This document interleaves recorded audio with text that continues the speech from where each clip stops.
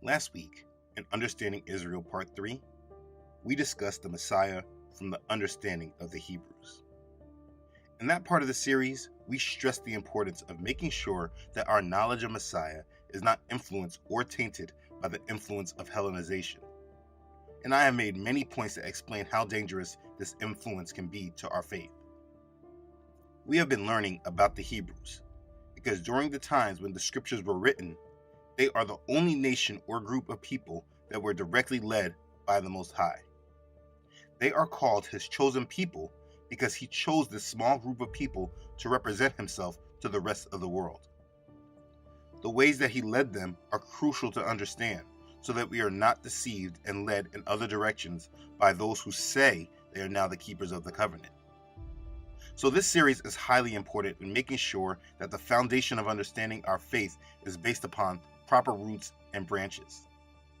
Now, as we analyze what's going on today, we can see that at some point the enemy will come against this truth as he uses his agents of controlled opposition to steer the conversation in the mainstream. I do not believe that what Kanye was mentioned for and suspended on social media for is a coincidence at all in regards to the direction that Yah is leading me. It seems that soon people like him will be used to paint a broad brush over this truth and make it so that certain things just cannot be said. Professor Griff, who had been kicked out of Public Enemy back in 1989 for anti-Semitic comments. He and Nick retread anti-Semitic conspiracy theories and questioned the birthright of the Jewish people. The Semitic people are black people. Right. You can't be anti-Semitic when the Semitic when we are the Semitic people, when we are the same people that who they want to be. That's our birthright. That's our birthright. The reaction was swift and widespread. Rabbi Abraham Cooper condemned the commentary, saying anyone seeking a PhD in Jew hatred should watch this interview. Explanations and subsequent apologies fell short. Nick. But they do not matter, and we should not give them more power than they deserve. What Father wills cannot be stopped or undone. So we will continue on through his power and not focus on the plots of the enemy. Last week, we discussed the Messiah and how he fulfilled the promise to Abraham. And everyone, for the most part, had a good understanding of how important our Messiah is. Now, as we continue to understand Israel, it is important to track their history and what happened with them from the time they crucified our Messiah until our current modern-day history today. This history is something that seems to be hidden from the majority. But the thing is that the truth is not hidden. It's just that it's not told in the mainstream. Understand, after Messiah left, there was a hijacking of the faith. And the children of Judah, who again were no longer being led by Yah, they were now deemed by those who now took charge of the faith. And I'm not talking about the true church. I'm talking about the hijackers. Those hijackers felt that Judah was no longer important, especially compared to them. And therefore, the rest of Judah's story and their movements have been removed from our history, until of course this present day, where a group has now come in and they have declared that they are the chosen people and that they are the covenant keepers, and they want to rebuild their temple. So for those who desire to live in truth, the next question in understanding must be, what happened between the time of Messiah's crucifixion and our modern current day history? These next few parts of the series is going to tackle this question head on. Let's begin. Okay, so when we last ended part 3, we were discussing Yahuah. In understanding what happens next with Israel, it's important to understand there was another split. There were those that followed Yahuah and started his church, being a part of his assembly, and there was those that rejected the Messiah, had him killed, and tried to resume life in Judah and Jerusalem all the same way that they had. Now, I will not be referencing the Jews that accepted Messiah and started his church. I do go over that in more depth in the History of Religion series. The problem with that history is that it takes us in another direction because there were, like I keep saying, hijackers that infiltrated and took control and steered the faith. As I've explained many times, what happened from that time to now is that Gentiles and foreigners hijacked the gospel and brought it to the world in a way that leaves out understanding from the nation who the belief had come through. And ever since the Romans came into the picture and declared that they were now the keepers of this covenant, what happened is that history has made it that the major empires of the world who have said that Christianity is now their main religion, they then took it upon themselves to show us what is important about the faith and what is not. And this has led to a complete disconnection from the truth, which we, the true assembly of Yahuah, are now reviving. The Romans, through the Roman Catholic Church, became the authority of the faith in the world, and the true believers were suppressed. And with the Roman Catholic Church having a massive amount of falsehoods, history then took off in a great scheme of deception and the pushing of false doctrines, all in the name of Jesus. This Messiah that was preached has nothing to do with the true Messiah of the Hebrews. And then we look at history since the Roman Catholic Church, and we see more deception and hijacking of the faith, from the Knights Templar, who claimed to be knights for Messiah, but actually satanic devil worshippers, where Freemasonry stems from, then through the period of the Renaissance, which was a period of mass deception in the world that literally changed history, and they whitewashed it, and they got rid of any true historic fact, and then they repainted and rebranded our faith, which is where we get Caesar Borgia to be Jesus. And this was the dominant image and reflection of the faith for centuries up to this day. Grandmasters of the Priory of Sion, like Leonardo da Vinci, painting the Sistine Chapel and the image of what they want us to see God as. But that is not Yahuah and has nothing to do with the Hebrews. This is just a spreading of falsehoods. And then we have the Holy Roman Empire conquering the world in the name of Jesus, making all nations submit to the church, bringing many nations into the belief of a tainted Messiah that has nothing to do with the true Messiah of the Hebrews.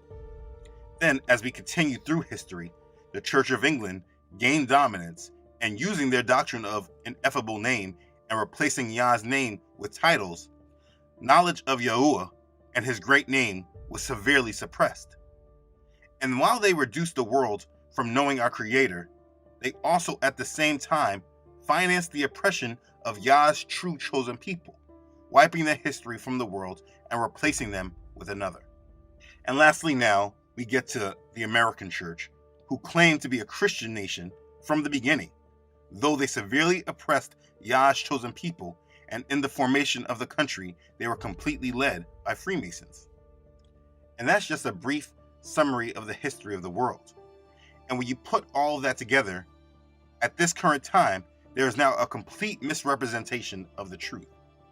And now we have many people all over the world that believe in a false, tainted, misguided way, or we have many people that see the hypocrisies, they see the lies, and they don't want any part of it. And through any of these two outcomes, Satan keeps gaining ground. So what we all need to understand is that time period, since the Romans took control of the faith, the true faith that came from the Hebrews, is now built upon mass deception. And all of that is just a discussion by itself. So what we will do is forget all of that for a second and focus on Judah and what happened with them. So we will continue on discussing Judah. Okay, so it should be understood that the Jews had Yahuah killed. When the Jews brought Yahuah to be crucified, Pontius Pilate did not want to carry it through. But the Jews insisted, and what you will hear needs to be at the foundation of your understanding of what happened to the Jews. We will read from Matthew chapter 27, verses 22 through 26. Pilate said to them, "What then shall I do with Yahuah, who is called the Messiah?" They all said to him, "Let him be crucified." Then the governor said, "Why? What evil has he done?" But they cried out all the more, saying, "Let him be crucified." When Pilate saw that he could not prevail at all, but rather that a tumult was rising, he took water and washed his hands before the multitude, saying, "I am innocent of the blood of this just person. You see to it." And all the people answered and said, "His blood be on us and on our children." Then he released Barabbas to them, and when he had scourged Yahuah, he delivered him to be crucified. You see, when they crucified him, they said Yahush's blood is on them and on their children. They had his innocent blood shed and put it on themselves and on their children. So the death of the Messiah is fully claimed on them. And it should be a foundation of your understanding of what happens from here on out with Judah. If you ever go back to the curses in Deuteronomy chapter 28, please remember I illustrated this chapter in this video. If you have not watched it, please do so. But you can now know for certain, based on the Jews saying that they can put the blood of Messiah on their hands and on their children's, you can now know for certain that the children of Israel are under the curses and not the blessings. The children of Israel are all cursed, and that is real. They will not be the head, but the tail. And the only way out from these curses is Messiah. So after Messiah's resurrection and ascension, the Jews who believed in Messiah were being persecuted along with the Gentile believers. Now, it's important to distinguish. The Jews who rejected Yahuah did not face this persecution. There was a growing separation. The event that finalized this was the Jewish war that resulted in the destruction of the temple and the end of animal sacrifices. Flavius Josephus was a Roman Jewish historian who wrote the Jewish War. He shows how the prophecy of Yahuah came true, the prophecy about not one stone of the temple left standing. And this happened after the War of 70 AD. The events of 66 to 73 AD brought untold suffering to thousands of Jews. The temple and sacrificial system was ended. The Roman governor appointed over Judea in 64 AD was Gessius Florus. He was said to be a corrupt and cruel man. After he raided the treasury of the temple in Jerusalem, the resentment of the Jews was at a boiling point. The Pharisees joined forces with a rejuvenated zealot movement in organizing a revolt. Herod Agrippa II urged the Jews to be at peace, but he was rejected. He stayed loyal to Rome, not the Jews. A rebel Jew named Menahem led a band of men to capture the Roman military fortress at Masada, near the Dead Sea. Then, using the weapons from Masada, he went on to capture the Roman garrison in Jerusalem, next to the temple. Menahem was killed in 66 AD. The early success of the rebels caused a revolution fever to spread throughout Judea.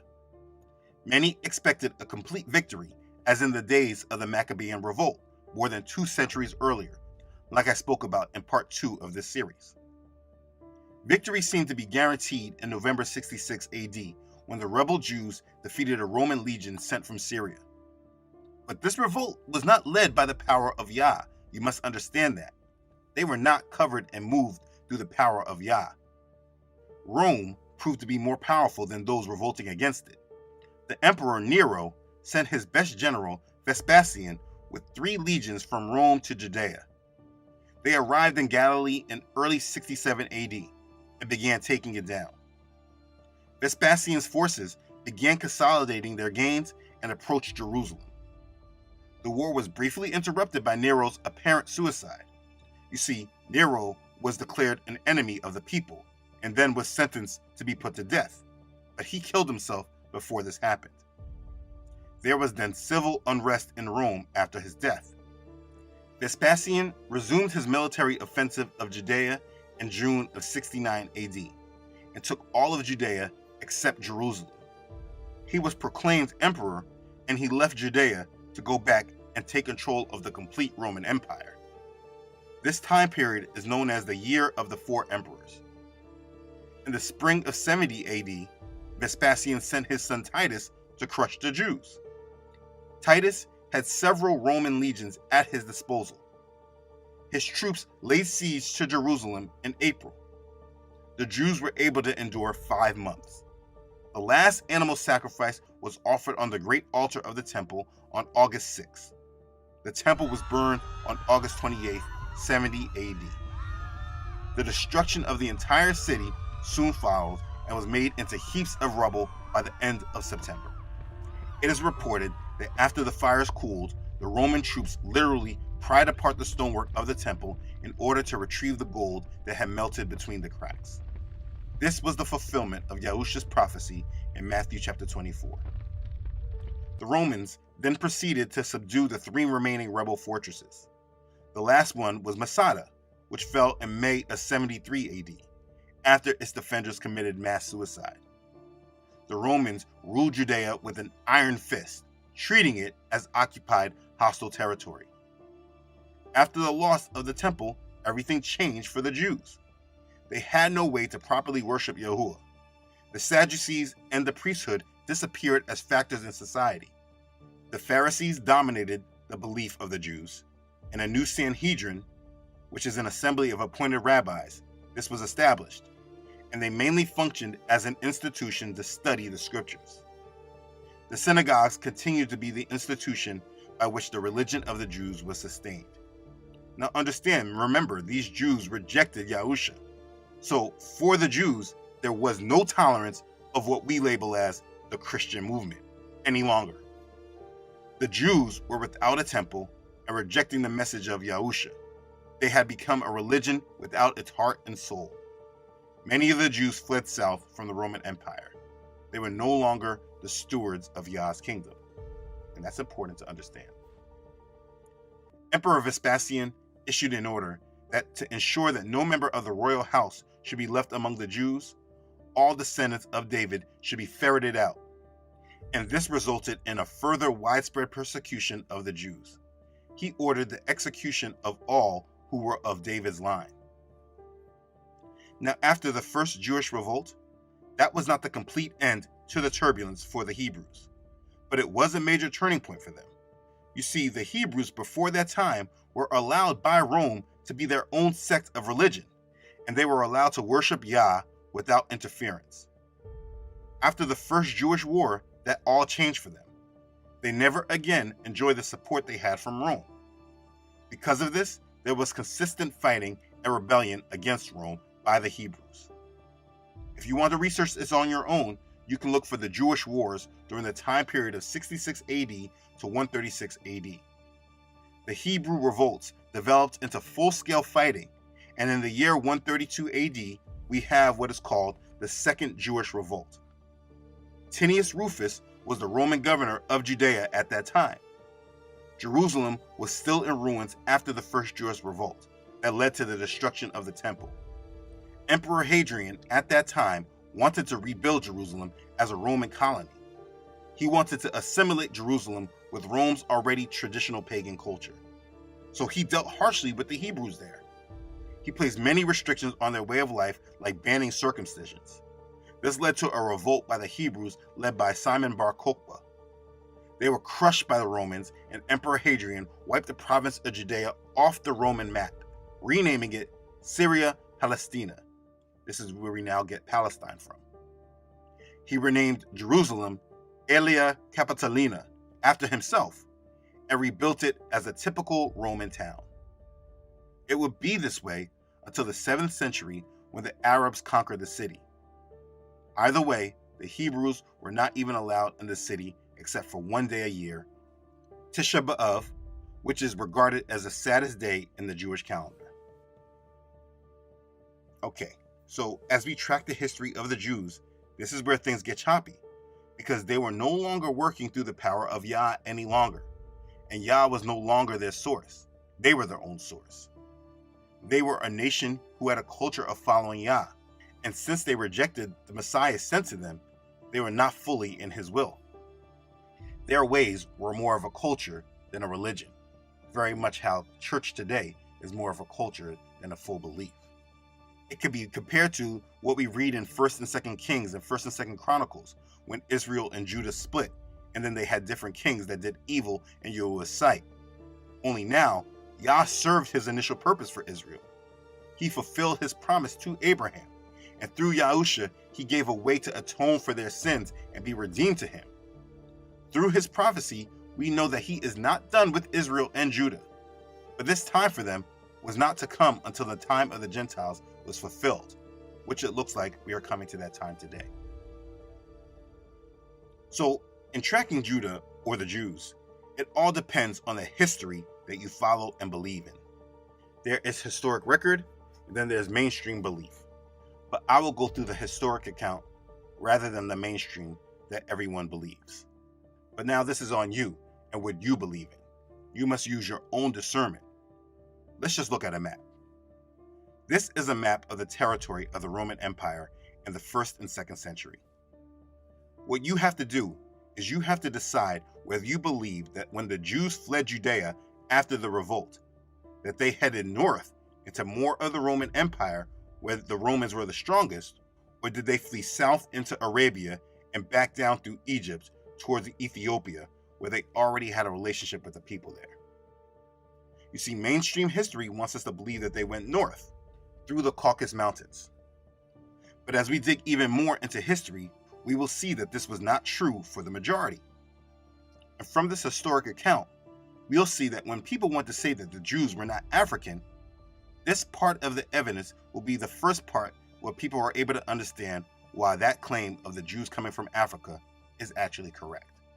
Looking at this map, where does your discernment tell you that the Jews would have fled to when they were fleeing Roman persecution? Now, like I said, there is much evidence of the direction that the Jews did flee. History shows that thousands of Jews migrated to Egypt and Arabia. The persecutions and restrictions imposed on the Jews were so great that a large number of Jews fled into Arabia. During the 1st, 2nd, 3rd, 4th, and 5th centuries, what is now known as Judaism was politically powerful in Arabia. This power was predicated on trade. There were many Jew kings. We had Abu Kariba, Masruk Abraha, and most notably, Du Nuwas. The country of Yemen at one time was a stronghold of Jew kings. By the early part of the 6th century AD, Jew power in Yemen reached its heights. This was the time of the golden age of the Jews in Yemen, never to be achieved again. They were conducting international trade of commodities with the East and West. There were a number of Arab converts to Judaism that intermarried with the original Jews. Du Nuwas was one of these Arabs who converted to Judaism. He was the king of Yemen around 500 AD, like I said, the 6th century. The Jew sages, also known as scholars, were invited to teach Judaism to the people in Yemen at large. When Du Nuwas heard that the Jews were being persecuted in the Byzantine Empire, he retaliated by killing some Byzantine merchants and 20,000 Christians in Arabia. But this act brought about the fall of the Jew kingdom in Arabia. Again, this is very important to understand when you're understanding Israel. The power of Israel was not destined to be used in the world in this way. As it's prophesied to Zerubbabel in Zechariah chapter 4, verse 6, "Not by might, nor by power, but by my spirit, says Yahuah of hosts." And so when the Jews tried to gain power by their own might, this did not have longevity for them. Now, the Jews throughout their history were completely against the Roman Catholic Church. I mean, not only did they reject Yahuah, but now this church, who was under the charge of Rome, who removed them from their own land, was speaking about a Hebrew savior with the Latin name Isis. So the Jews were completely against the Roman Catholic Church for the rest of their history in this world. Now, to understand more of the Jews' history, it takes us into the rise of Islam. You see, before the rise of Islam, in what we now know as the Middle East, there was a mixture of people in this land. There were the pagans who did not fall under the following of the Roman Church yet. There were the Christians from Rome. And like I just explained, there were the Jews who fled. History leaves this information out for multiple obvious reasons, but it's very important to understand the history of the Jews and their influence to Islam. At the time of the birth of Muhammad, the Roman Empire was divided into two parts: the Western Empire, with the capital at Rome, and the Byzantine Empire, with the capital at Constantinople. Many different influences weakened both of these empires by this time, which gave way for a new power. The Arabian Empire, with its new religion of Islam, established itself on the ruins of the Roman Empire in the Middle East, Africa, and the parts of Europe. Europe remained dormant and inactive during the period that we know as the Dark Ages. while the Muslim empire grew in dominant influence. When Muhammad was born, many Arabs were still worshipping the sun, the stars, spirits, and idols. It's said that the Arabs possessed 360 idols, one for each day of the year. Muhammad was born 570 AD. I do go more in depth with the birth of Islam in part 64 of the History of Religion. I will not dwell on it in this video for time purposes. Muhammad, who spent many days in the hills outside of Mecca, wanted to lead his people away from their idolatry. He believed that he was commissioned by the angel Gabriel and believed he was a prophet. In the History of Religion series, the truth of this was exposed.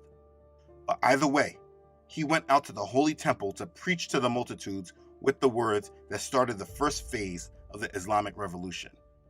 There is no God but Allah, and Muhammad is the prophet of Allah. I rebuke that in the name of Yahuah. Anyways, at that time, due to the Hebrews' influence in the region, the Torah was already being translated into Arabic, and the Arabs were delighted and pleased to read about their great ancestors and the story of the Hebrew patriarchs. We have been so trained to ignore that there was an influence of Jews during the early part of modern history. We speak so much of Rome and the Christians, but the Jews were also known. They just held pockets of power that were eventually overthrown.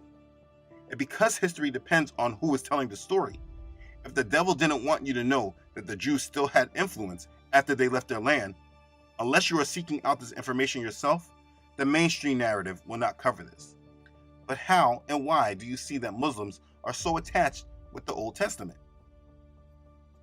Anyways, the Jews used their talents to form influence, but they were never able to become a nation again, even to this day. But like I just explained, the Arabs were influenced by the Jews there. The Jews read the Torah to them. Again, this brought great pride to the Arabs as it does today, like when they read things like Ishmael was to become a great nation. That's why it's so easy for Muslims to feel so comfortable with the Bible and feel like the history is shared. If you ever speak with a Muslim, they are connected with you for much of the Old Testament. This is because they are in that history and they were not taught about it through the Roman Church. You see, the church wanted to convert them, but the Jews started this influence because this is their story. This was their heritage. But let's not get caught up on that just yet. Let's get back to Muhammad. Muhammad masterminded the first stage of his revolution by undermining and discrediting already established beliefs and customs and questioning other political, social, and religious institutions. When he returned to the city of Mecca, the opposition intensified against him. A law was enacted that anybody who accepted Islam would be exiled. Leaders of Mecca conspired to assassinate him. This motivated him to flee from Mecca to Yathrib, later called Medina, the city of the Prophet. This flight is known as the Hijra. In Medina, Muhammad found the inhabitants there were more hospitable to him and his new religion. One factor that contributed to this was that there were many influential Jews in Yathrib, Medina, who were allies with other Arabs. And of course, these Jews introduced the conception of one God. You must understand that Arabs at that time before Muhammad's rise were somewhat tolerant of the Jews. The Arabs there were ready to accept Islam because they were influenced to a great extent by the concept of the one God of the Jews. Eventually, Muhammad was proclaimed ruler of the city of Yathrib, and in his honor, the name of Yathrib was changed to Medina. In the creation of Islam, Muhammad adopted many principles and law from the belief of the Jews. First and the biggest of all, the main idea of monotheism, the belief in one God that only Israel held. Muhammad also adopted the main details of the Jewish calendar, the Day of Atonement, the Sabbath, and many other parts of the Torah. Muhammad sought to even convert the Jews in Arabia to Islam, but this did not occur. So this transformed the high esteem that Muhammad held for the Jews to enmity, and instead of allies, he looked at them as competitors.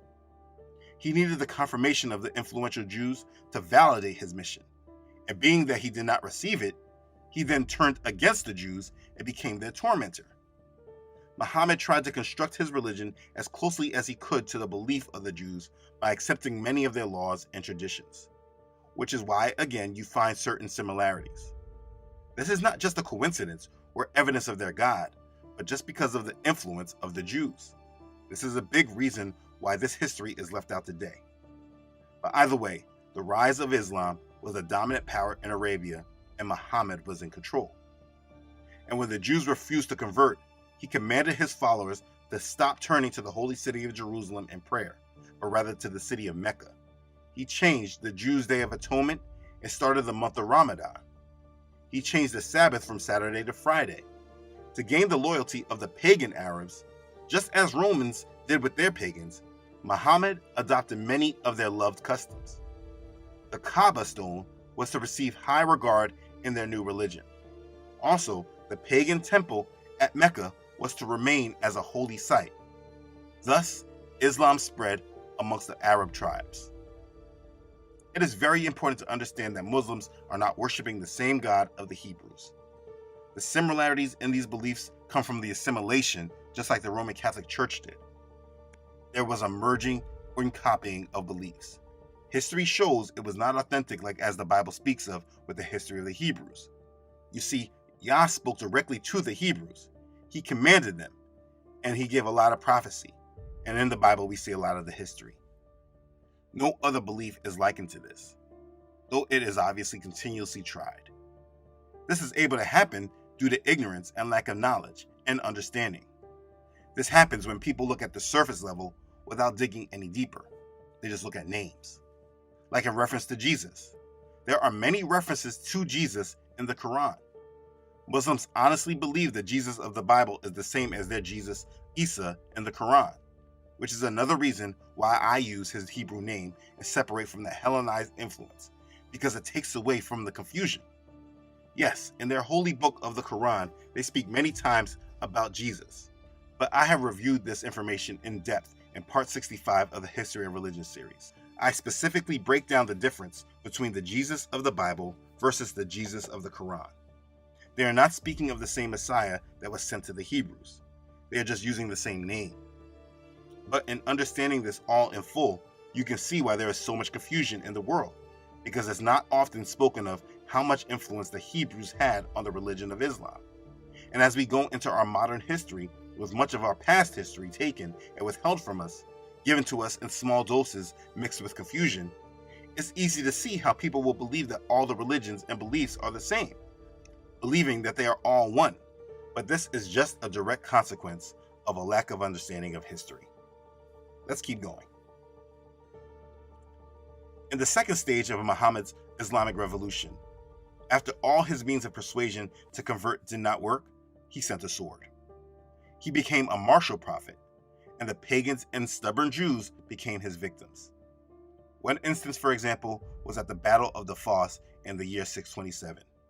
This is when the Jew tribes were defeated by the armies of Muhammad. 700 Jews were gathered in the marketplace and offered the alternative, the Quran or the sword. But the devout Jews were accustomed to martyrdom. They did not hesitate in their choice, and they were executed. This is just history, and if you research this for yourself, it can help confirm to you the direction the Jews took when leaving their land. After the death of Muhammad, there was a rapid spread of Islam in the area of what we now call the Middle East. The Jews fled this area and went south into what we now call Africa. Now, there is much more information that we can discuss that can be provided on all this. But to show some proof of this, let's look at this map of Africa made by Imam Bowen in the 17th century. First off, this area is called Negro Land, which says a lot. But if we look at this map deeper, we can see where they took the slaves from. Right on the slave coast, which was labeled what? Yes, Kingdom of Judah. Understand, the Jews scattered and tried to keep their customs, but they were not living in their land, and they were not under the blessings, but the curses of the Most High. And they were betrayed by other inhabitants of the land that did not share the customs, and they were captured and then given to the slave traders. For me, I keep this map framed in my home because it's always a reminder that these people knew who they were taking when they captured and gathered their slaves. It was never random, like they want us to believe. This was all according to the curses of Deuteronomy chapter 28. People want to deny this because this information today has been so compounded with false information. But this is why this history has been kept and not made clear at all, even though we were given such long educations. But again, this information may be hard to swallow for those holding on to the world narrative of things. And Yah willing, there's much more to discuss. But I got a little ahead of myself when discussing that map. We can discuss more of this history, Yah willing, in the next part of the series. For now, let's summarize what we just learned in this video. Here are the most important points to know in understanding Israel, Part 4. Number 1. In understanding what happens next with Israel, it's important to understand there was another split. There were those that followed Yahuah and started his church, being a part of his assembly, and there were those that rejected the Messiah, had him killed, and tried to resume life in Judah and Jerusalem all the same. Number 2. Gentiles and foreigners hijacked the gospel and brought it to the world in a way that left out the understanding from the nation who the belief has come through. Since the Romans came into picture, history has made it that the major empires of the world who have said that Christianity is now their main religion have decided to show us what is important about the faith and what is not. And this has led to a complete disconnection from the truth, which we, the true assembly of Yahuah, are now reviving. Number 3. When the Jews had Yahuah crucified, they said Yahuah's blood is on them and on their children. They had his innocent blood shed and put it on themselves and on their children. So the death of the Messiah is fully claimed on them, and it should be a foundation of our understanding of what happens to them from that point on. Number 4. After Messiah's resurrection and ascension, the Jews who believed in Messiah were being persecuted along with the Gentile believers. The Jews who rejected Yahuah did not face this persecution. There was a growing separation. Number 5. In the spring of 70 AD, Vespasian sent his son Titus to crush the Jews. Titus had several Roman legions at his disposal. His troops laid siege to Jerusalem in April. The Jews were able to endure 5 months. The last animal sacrifice was offered on the great altar of the temple on August 6th. The temple was burned on August 28th, 70 AD. The destruction of the entire city soon followed and was made into heaps of rubble by the end of September. This was fulfillment of Yahuah's prophecy in Matthew chapter 24. Number 6. The Romans ruled Judea with an iron fist, treating it as occupied hostile territory. After the loss of the temple, everything changed for the Jews. Number 7. The synagogues continued to be the institution by which the religion of the Jews was sustained. For the Jews, there was no tolerance of what we label as the Christian movement any longer. The Jews were without a temple, and after rejecting Yahuah, they had become a religion without its heart and soul. Many of the Jews fled south, away from the Roman Empire. They were no longer the stewards of Yah's kingdom. Number 8. Emperor Vespasian issued an order that, to ensure that no member of the royal house should be left among the Jews, all descendants of David should be ferreted out, and this resulted in a further widespread persecution of the Jews. He ordered the execution of all who were of David's line. Number 9. After the First Jewish War, everything changed for the Jews. They never again enjoyed the support they had from Rome. Because of this, there was consistent fighting and rebellion against Rome by the Hebrews. Number 10.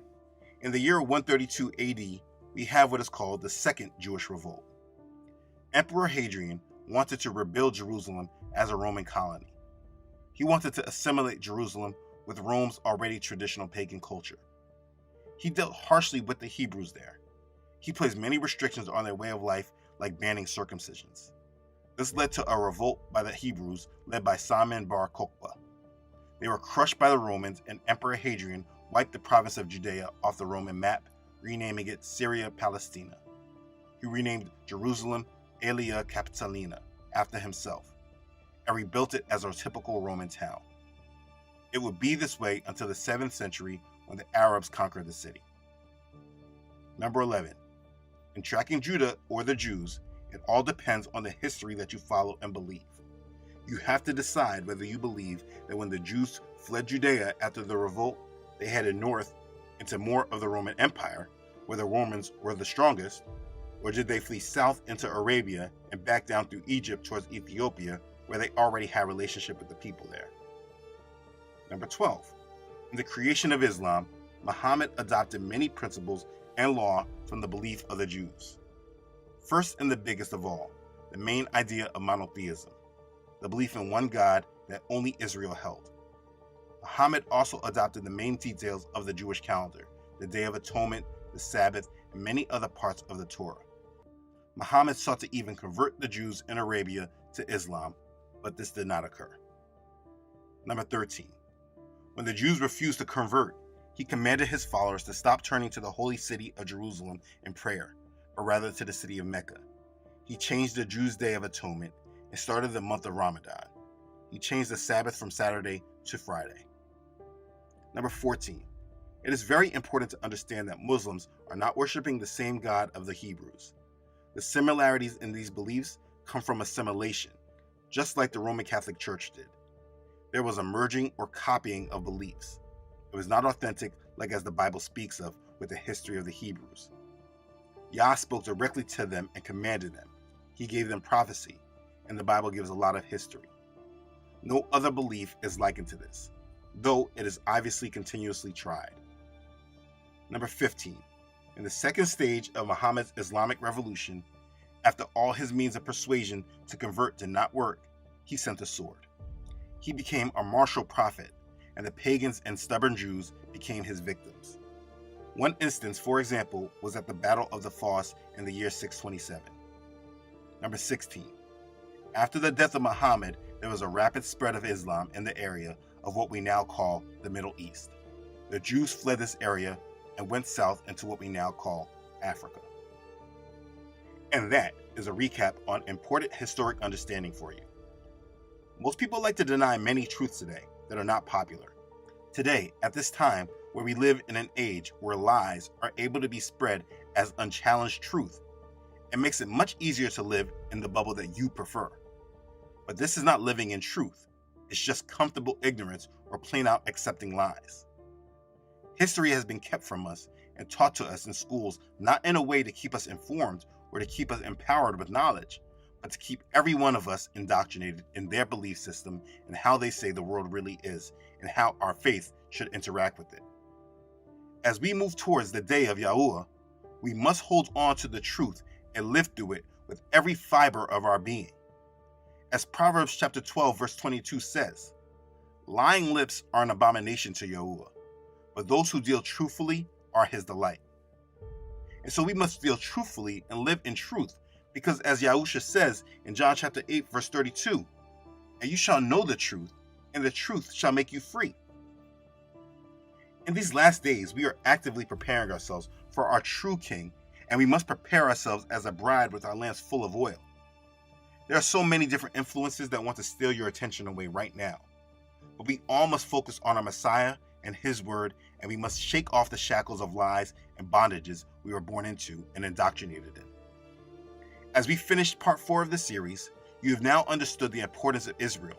You have understood what they did to Messiah, and now you also understand what happened to them after their grave sin. When you understand this history, the next part in understanding their identity in modern history makes more sense. These people are scattered all over the world, and Yah is not done with them yet. For all those who are part of Yahushua's assembly and living as a servant to him, it's imperative that in these last days you live in truth, because the enemy is about to grow much stronger and bolder in his lies. It is important that we all understand who we are as believers and walk in the power Yahushua has given us. As he told his disciples in Luke chapter 10, verse 19, "Behold, I give you the authority to trample on serpents and scorpions, and over all the power of the enemy, and nothing shall by any means hurt you. Nevertheless, do not rejoice in this, that the spirits are subject to you, but rather rejoice because your names are written in heaven." That's Luke chapter 10, verses 19 through 20. And so it is up to you to walk in that power and stomp on the enemy whenever he comes at you. And if you're not living in the truth, the acceptance of lies will reduce your power and allow the enemy to come against you. Do not allow it. Be strong and war in the spirit and live in the truth. We are in the last days, and you must understand that your power is not in your hands or through your flesh, but it's through the spirit. This is a spiritual war that is now manifesting in the flesh. As believers, you must get serious and activate your faith. These are our days to redeem and be a part of biblical prophecy. Embrace it, and please fulfill the call Yah has on your life. Be blessed. Hallelujah. Praise Yah. Okay. Thanks again for watching. If this has blessed you, please make sure to like it and share it with others. If you haven't done so already, please make sure you subscribe to this channel. Yah willing, I upload every Friday. Don't forget to follow this ministry on Facebook and Instagram, as well as on this website, truthunedited.com. If for any reason you do not see this channel any longer, you can always find this ministry on my website, truthunedited.com. Make sure you subscribe to the email list to always stay connected. Please continue to pray for this ministry. Please know your prayers and support are sincerely appreciated. As always, I want to say thank you to those who have donated to this ministry. Your contribution is a huge blessing to this ministry and helps continue on with this assignment. Your support is a blessing, and I wouldn't be able to continue without you. I'm humbled by your support, and I'm very thankful for you. Thank you. Okay. Thanks again, everyone, for watching. I love you all.